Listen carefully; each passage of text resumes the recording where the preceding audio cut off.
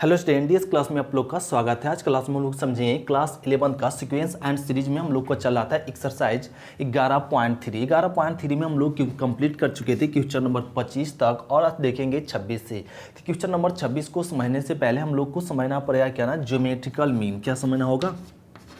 Geometrical mean. अब ये geometrical mean होता क्या है? जियोमेट्रिकल मीन को हम लोग सूचित करेंगे क्या से? जीएम से सूचित करते हैं। इसको हिंदी में क्या बोला जाता है? गुणोत्तर माद। अब ये देखो, गुणोत्तर माद हम लोग समझेंगे तभी ये समझ सकते हैं क्वेश्चन नंबर 26 में क्या करा है कि ऐसी दो संख्याएं ज्ञात कीजिए जिनको 3 तथा 81 के बीच रखने पर प्राप्त अनुक्रम किसमें हो? एक गुणोत्तर श्रेणी में बन जाए। तो ये संख्या हम लोग तभी ज्ञात कर सकते, दो संख्या, जब हम लोग को क्या ना ज्योमेट्रिकल मीन ज्ञात हो। तो देखो हम लोग समझते हैं अब ज्योमेट्रिकल मीन होता क्या, ये देखते हैं। तो समझे गुणोत्तर माद क्या कहेंगे। यदि तीन भिन्न राशि किसमें हो? तीन भिन्न राशि जीपी में है तब मध्य पद एकल गुणोत्तर माद कहलाता है। दो राशियों के बीच, जैसे एग्जाम्पल में समझे 2, 4, 8 किस में है? जीपी में है। देखो तीन भिन्न राशि है, 2, 4 और 8, तीनों क्या है? अलग अलग है और जीपी में है। तो इसमें 4 क्या कहलाएगा? मध्य पद, मतलब ज्योमेट्रिकल मीन 4 क्या कहलाएगा? मध्य पद कहलाएगा। किसके? 2 और 8 के बीच, 2 और 8 के बीच। ये हो गया क्या ना गुणोत्तर माद। तो गुणोत्तर माद इसमें क्या होगा? 4 ही तो कहे। तीन भिन्न राशि है तब मध्य पद इसमें क्या है? 4। गुणोत्तर माद कहलाता है। गुणोत्तर माद कहलाएगा दो राशियों के बीच, 2 और 8 के बीच। जैसे यहाँ पे कुछ पॉइंट समझिए कि ए जी बी किस में है? जीपी में है। अब बताओ ए जी बी जीपी में है तो जी इसका मध्य पद, तो जी क्या है? मध्य पद है। इसको लिख सकते हैं जी ज्योमेट्रिकल मीन है। ज्योमेट्रिकल मीन है किसके किसके बीच में? ए और बी के बीच, ए और बी के बीच है। फिर इसी पॉइंट से देखो ए और G1 और G2 और B किस में है? जीपी में है। तो इसमें जीपी में ए G1 G2 B किस में है? जीपी में है। तब G1 एंड G2 क्या कहलाएगा? ज्योमेट्रिकल मीन कहलाता है। ज्योमेट्रिकल मीन है किसके किसके बीच में? ए और बी के बीच में, ए और बी के बीच में, ए और बी के बीच में, ए ज्योमेट्रिकल मीन कहलाएगा। इसी प्रकार जरा यहाँ देखो ए G1 G2 G3 और B किस में है? जीपी में है। किस में है? जीपी में। तो इसमें कै पद आ गया? 5 पद आ गया। तो ए G1 G2 G3 B किस में है? जीपी में है। तब इसमें G1 G2 G3 किस में कहलाएगा? जीपी में। ज्योमेट्रिकल मीन कहलाएगा। ज्योमेट्रिकल मीन है किसके किसके बीच में? ए और बी के बीच में। बात समझ में आ गई? इस तरीके से यहाँ पे 3 पद है तो एक ज्योमेट्रिकल मीन, 4 पद है तो जो 2 ज्योमेट्रिकल मीन, 5 पद है तो 3 ज्योमेट्रिकल मीन कहलाएगा। समझ रहे? 3 ज्योमेट्रिकल मीन और कहलाए किसके? G1 G2 G3, ए और बी के बीच। इस तरीके से अब हम लोग एक थ्योरम समझते हैं। पहले इसको नोट कर लेते, फिर इसका हम लोग थ्योरी देखते हैं कि find the single geometrical mean, एक ज्योमेट्रिकल मीन ज्ञात करने का थ्योरी। तो जल्दी से इसको नोट कर लो। तो नोट हो गया। तो देखो इसका थ्योरम,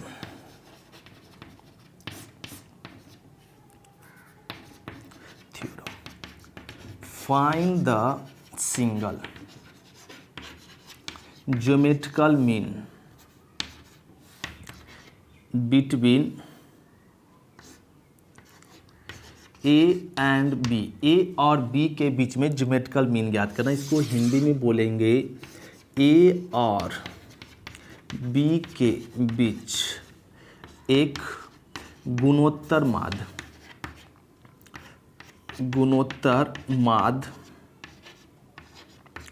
ज्ञात करें। तो ए और बी के बीच में एक गुणोत्तर माद ज्ञात करें। तो ए और बी के बीच एक गुणोत्तर माद ज्ञात करने के लिए यहाँ पे लेट कह लो।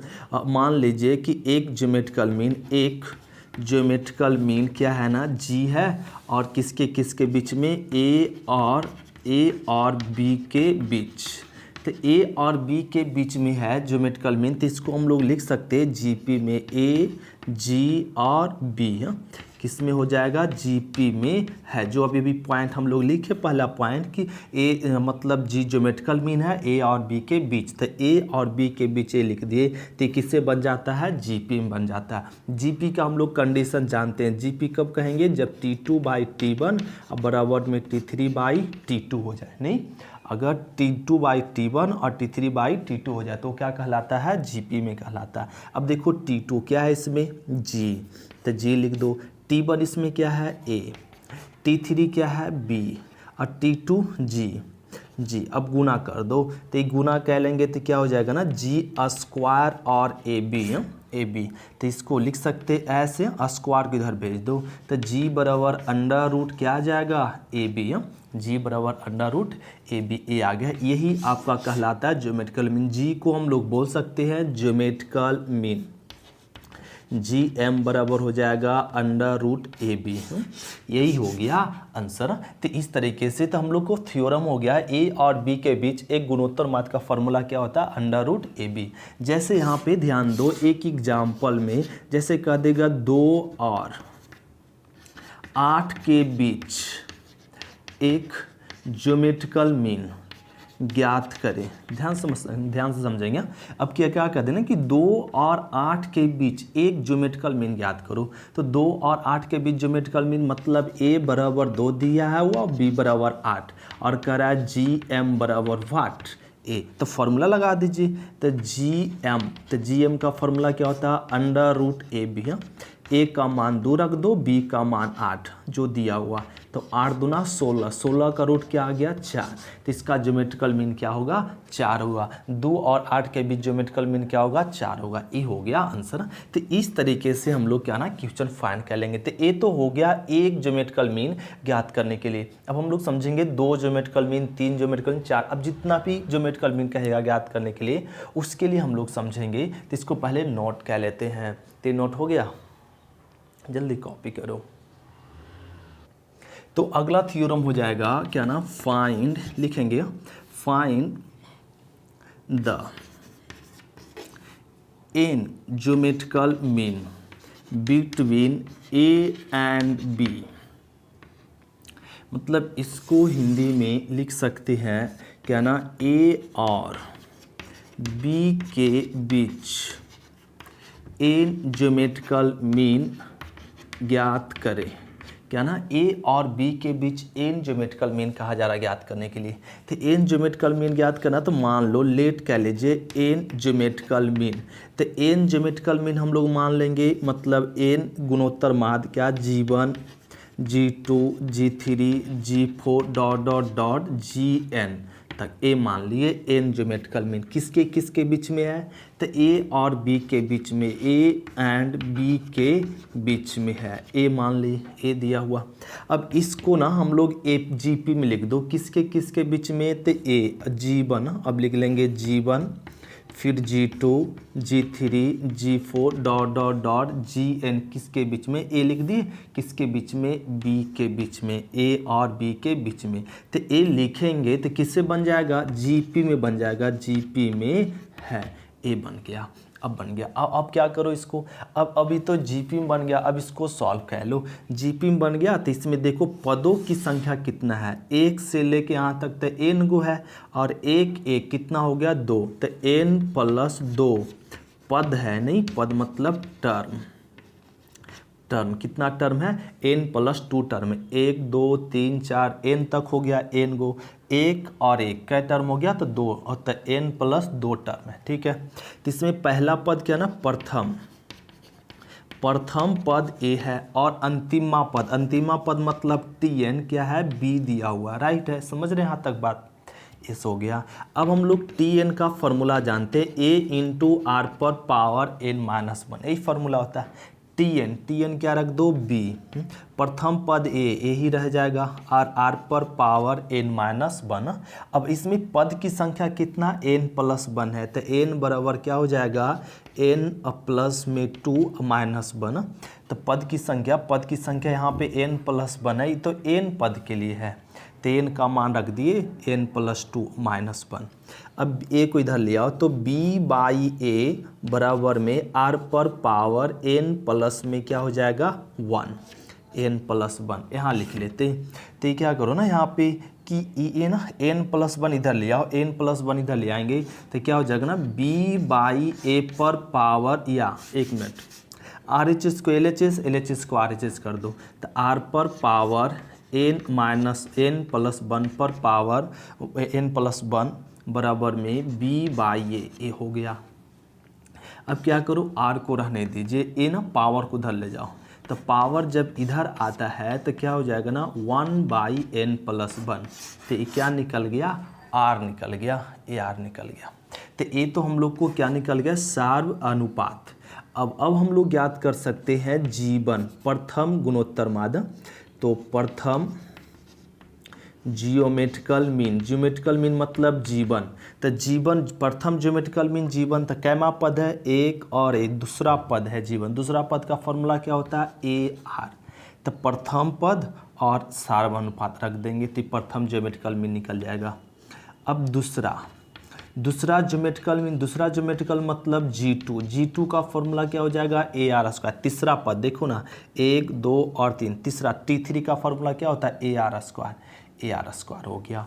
इसी प्रकार से हम लोग क्या निकाल सकते हैं, और एनवा ज्योमेट्रिकल मीन, एनवा ज्योमेट्रिकल मीन मतलब GN मतलब AR पर पावर n, ये हो गया। तो इस तरीके से हम लोग फाइंड कर सकते हैं, राइट है। तो ये आपका हो गया n ज्योमेट्रिकल मीन निकालने के लिए a और b के बीच में। तो क्वेश्चन इसको जल्दी से नोट कर लो। अब इसी थ्योरम पे एक क्वेश्चन बनेगा, जैसे क्या करा है कि 2 और 81 के बीच क्या संख्या निकालना है, 2 संख्या, मतलब 2 ज्योमेट्रिकल मीन ज्ञात करना हो, 2 ज्योमेट्रिकल मीन ज्ञात करें जिसमें क्या बन जाए, गुणोत्तर सदिश बन जाए। तो हम लोग a के जगह पे 3 हो गया है, b के जगह पर 81 हो गया, और n ज्योमेट्रिकल मीन नहीं, कैसे को 2 गो, तो 2 निकालना है n बराबर इस तरीके से। तो इसको जल्दी से थ्योरम नोट करते फिर एक क्वेश्चन को देखते हैं, राइट है। तो जल्दी नोट करो, नोट हो गया होगा, जल्दी से स्कैन कर लो। तो अब क्वेश्चन नंबर हम लोग देखेंगे 26 में क्या करें कि 2 संख्या ज्ञात कीजिए, मतलब n बराबर 2 किसके बीच में, 3, a बराबर 3 और तथा 81, b बराबर 81 ए दिया हुआ के बीच में। तो हम लोग को ना सबसे पहले हम लोग को निकालने के लिए क्या निकालना पड़ेगा, r का फॉर्मूला क्या होता है, और ना r का फॉर्मूला होता है 2 ज्योमेट्रिकल में ना। तो r का फॉर्मूला हो जाएगा, इसमें 2 संख्या ज्ञात कीजिए जिसमें, तो r का फॉर्मूला क्या होता है ना, b/a पर पावर n+1 r हो गया।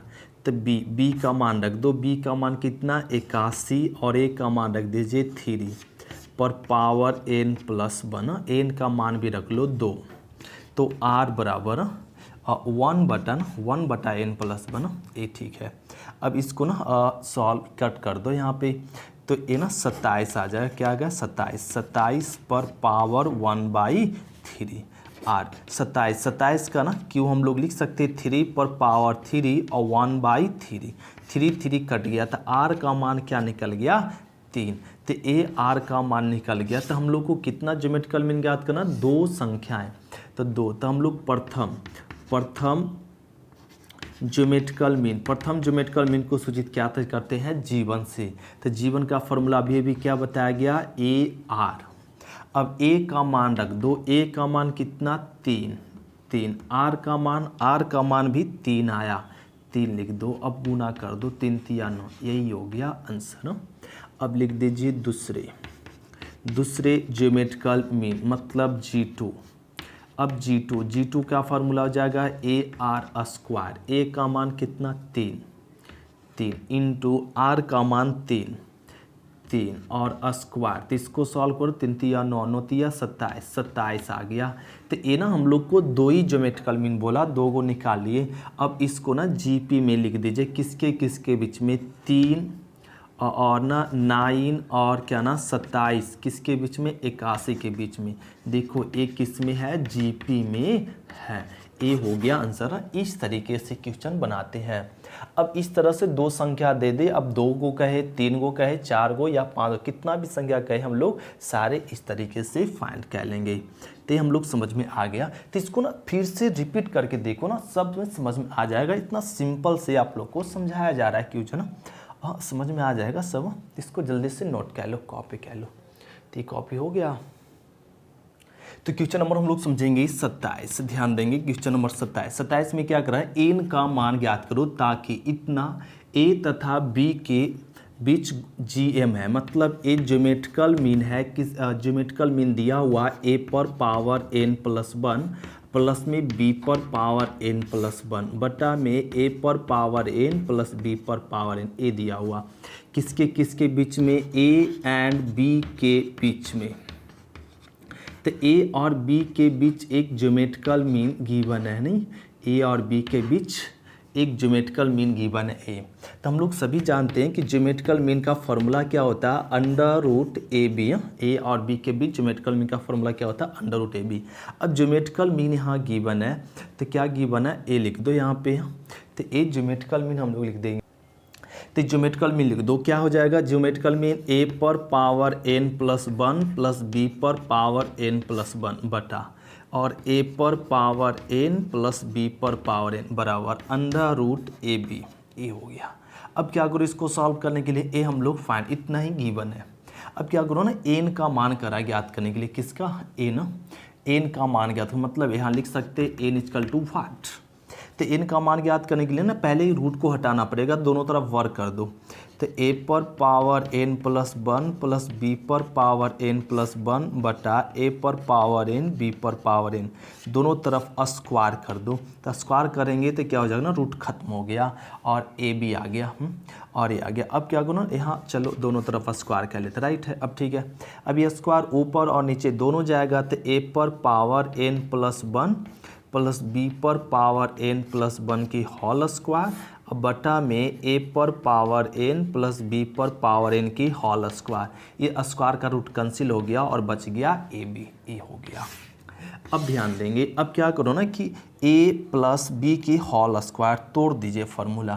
तो इसको ना हम लोग फार्मूला तोड़ दो तो क्या हो जाएगा, ए स्क्वायर, इसका स्क्वायर करेंगे तो 2n प्लस 2, इसका स्क्वायर प्लस इसका स्क्वायर प्लस में बी स्क्वायर 2n प्लस 2, ए स्क्वायर प्लस बी स्क्वायर, फिर क्या हो जाएगा प्लस में 2a कितना है, a पर power n plus 1 into B पर पावर n प्लस 1। ये हो गया। फिर नीचे तोड़ दो a प्लस बी के होल स्क्वायर, तो क्या हो जाएगा a स्क्वायर प्लस में बी स्क्वायर प्लस में 2ab, ए फार्मूला हो जाएगा। तो 2ab ए कर दे बराबर ए बी, ए बी ए रहने दिया गया। अब क्या करो ना कि तिरछा गुना कर दो, तो ए वाला रहने देंगे, ए पर पावर 2n प्लस 2 बी पर पावर 2n प्लस 2 और 2a पर power 2n plus 1 sorry n plus 1 into B पर पावर n प्लस 1 बराबर ए तिरछा गुना करो। तो ए वाला इससे गुना करेंगे तो क्या हो जाएगा ना, यहाँ ध्यान देंगे a 2n प्लस 1 बी, ए ना ए जुड़ जाएगा ना, यहाँ पे डायरेक्ट लिख रहे हैं। अब प्लस फिर इससे गुना करो तो क्या आ जाएगा ना, बी 2n प्लस 1 इंटू में ए, फिर प्लस ए गुना करो तो 2 ए पर पावर n प्लस में 1, हाँ ए गुना हो जाएगा और प्लस बी पर पावर n प्लस 1 भी हो जाएगा और n प्लस 1 ए हो गया। अब देखो ए वाला टर्म ना, ए वाला प्लस वाला और यहाँ ए प्लस वाला देखो इक्वल है ना, दोनों सेम है, क्या हो गया, कट गया। अब कट गया तो क्या करो ना, अब बच गया उसको लिख दो, ए पर पावर 2n प्लस 2, प्लस वाले किधर लिया तो माइनस में ए पर पावर 2n प्लस 1 बी और प्लस बी, ए बी पर पावर या बराबर रहने दो, इस टर्म को रहने दो, बी पर पावर 2n प्लस 1 है, इस टर्म को धर ले जाओ तो प्लस वाला टर्म इधर आएगा तो माइनस में बी पर पावर 2n प्लस 2 ए आ गया। अब देखो दोनों में कॉमन, यहाँ पे ए पर पावर 2n प्लस 2 है और यहाँ ए पर पावर क्या है 2n+1 है, तो ये दोनों में कॉमन है। दोनों में क्या कॉमन है? 2n+1 common. क्या है? 2n+1 common. तो यहाँ क्या बच जाएगा? a और यहाँ बच जाएगा b। अब ध्यान देंगे जरा, यहाँ दोनों में क्या कॉमन? देखो b पर पावर 2n+1 कॉमन है, तो यहाँ a बचेगा और यहाँ पे b पर पावर 2n+, एक ज़्यादा है तो b बच जाएगा। तो ये वाला और ये वाला क्या हो गया? कट गया। बचा क्या? वो जरा लिख लेते हैं, तो इसको ना रफ कह लेते हैं, राइट है, यहाँ से रफ कह लेते हैं, समझ रहे ना? इसको स्कैन करना, जल्दी से स्कैन कह लो। तो ये स्कैन हो गया। देखो इसको रफ कह लेते हैं यहाँ पे थोड़ा सा। अब क्या करो ना कि ए बच गया यहाँ पे a पर पावर 2n+1 और बराबर में यहाँ बच गया b पर पावर 2n+1। इसको बटा में इसको लिख सकते a पर पावर 2n+1 बटा b पर पावर 2n+1 और बराबर में क्या? कुछ नहीं तो एक, हाँ ए बटा में आया ना तो 1 आ गया। अब इसको लिख सकते a/b पर पावर 2n+1 s, जब पावर सेम हो तो होल पावर लिख सकते हैं, और 1 अगले हम लोग लेक्चर में समझे थे 1 को लिख सकते हैं a/b की होल पावर अगर 0 हो जाए, किसी भी संख्या का पावर 0 तो उसका रिजल्ट 1 होता है। तो 1 को लिख सकते हैं a/b के पावर में क्या? 0 a। इसको इस तरह से लिख दे। अब देखो बेस सेम है, तो बेस सेम है, बेस सेम यहाँ पे ही लिख लेते, बेस सेम रहता ना, पावर सेम हो जाता, पावर इसका सेम हो जाता है, तो इसका पावर क्या हो जाएगा ना? पावर में क्या है? 2n+1 और इसका पावर क्या है? बराबर में 0। तो 2n+1 किधर लाओ? माइनस बनो, तो n बराबर क्या हो गया? माइनस में 1/2 a हो गया। तो n का मान क्या आ गया? माइनस में 1/2 a हो गया आंसर। तो इस तरीके से हम लोग क्वेश्चन नंबर क्या ना 27 बनाते हैं। तो इसको जल्दी से नोट कर लेते हैं 27, फिर हम लोग समझते हैं अब 28। तो ये थोड़ा सा ना समझने वाला क्वेश्चन था और कुछ था नहीं, आसान ही था, बस केवल कैलकुलेशन इसमें था नहीं। तो नोट हो गया, कॉपी हो गया। तो क्वेश्चन नंबर हम लोग समझेंगे 28। ध्यान देंगे, क्वेश्चन नंबर 28 हम लोग को ध्यान से समझना पड़ेगा तो हम लोग को क्लियर होगा। 28 में क्या करा? ध्यान देंगे, करा कि दो संख्याओं का योगफल, क्या ना? दो संख्याओं का योगफल, उनके गुणोत्तर माध्य का गुणोत्तर माध्य कितना है? 6 गुना है। तो यहाँ पर हम लोग समझते हैं कि दो संख्या मान लो, माना दो संख्या a और b, a मान लिए दो संख्या a और b है, तो करा उनके ना गुणोत्तर माध्य, तो ज्योमेट्रिकल मीन, तो ज्योमेट्रिकल मीन के कितना ना गुणोत्तर माध्य का क्या गुना? 6 गुना। तो इसका ज्योमेट्रिकल मीन का फॉर्मूला क्या होता है? √ab। तो 6 गुना ज्योमेट्रिकल मीन का क्या ना? 6 गुना लिख दिए और लिख दे। तब करा दिखाए कि संख्या इतना अनुपात इतना है, मतलब a/b बराबर या a अनुपात b बराबर क्या है? a अनुपात b बराबर 3 + में 2√2 और अनुपात 3 - 2√2 है। a करा है साबित करने के लिए। मान जब दो संख्या का ज्योमेट्रिकल मीन क्या ना 6 गुना है, तो 6 गुना है, तब करा कि a और b, ये दोनों संख्या का अनुपात इतना है, ये साबित करो। तो इसको साबित करने के लिए क्या करो ना? आसान तो है ना साबित करना, फिर ज्योमेट्रिकल मीन ना, तो ये ना दोनों संख्या के बीच ज्योमेट्रिकल दे, दोनों संख्या के बीच करा ज्योमेट्रिकल, तो ए ज्योमेट्रिकल मीन दिया हुआ तो दो संख्या, तो ए ज्योमेट्रिकल मीन हो गया। तो दोनों संख्या के बीच तो लिख सकते हैं a + b बराबर 6 √ क्या ना ab है। तो दोनों संख्या के बीच तो a + b बराबर क्या हो जाएगा? √6ab।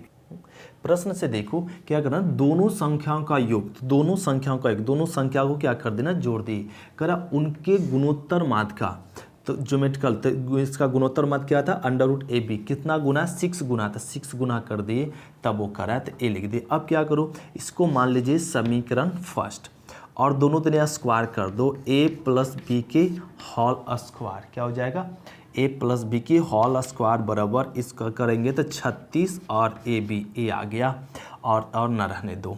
अब यहाँ पे अपने से चल दो, ये प्रश्न से चल दिए, प्रश्न कह रहा था उसके अनुसार से।